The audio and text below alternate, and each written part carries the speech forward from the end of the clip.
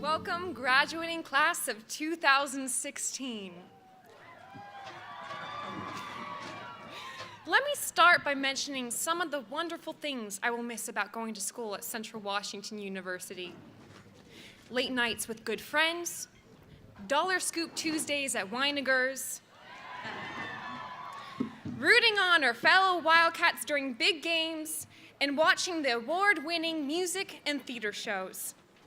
And then there are some things I will not miss. School. But seriously, none of us are going to miss cramming for intense assignments and exams, 8 a.m. classes, the wind. Oh, did I mention the wind? However, without the brutal winds and the hard times that we may have experienced, would we truly be the people we are today? No matter the obstacle, we have our roots firmly planted in the ground, whether our roots be our families, our friends, our voices, our bodies, our artistic expression, or our minds. We have the tools to stabilize and refocus ourselves when our paths become blurry or the winds become gusty. We have studied and worked relentlessly for the degrees we have now earned. Our classwork and college experiences have prepped us with information that we will use for the rest of our lives. But before we can begin our next journey, we must trust. Trust that we have the tools to achieve what we want, trust our education and past experiences, and most importantly, trust ourselves. Sometimes the voices in our heads will tell us that we're not good enough, not capable enough, or not worthy enough, that we are far from perfect and riddled with questions and uncertainties, but we are only human and mistakes are expected to happen. As Winston Churchill reminded us, success is stumbling from failure to failure with no loss of enthusiasm. When we start doubting ourselves, we must remember that we are enough and we are needed in the world.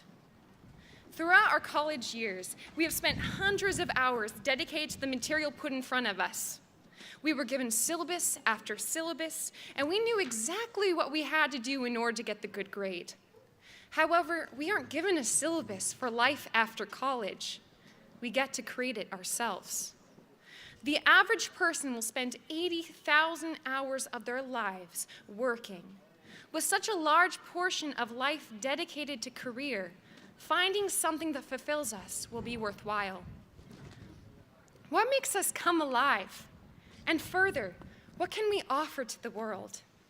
Whether we pursue a career with our given degrees or completely change paths, we need to find the things we excel at and pursue them.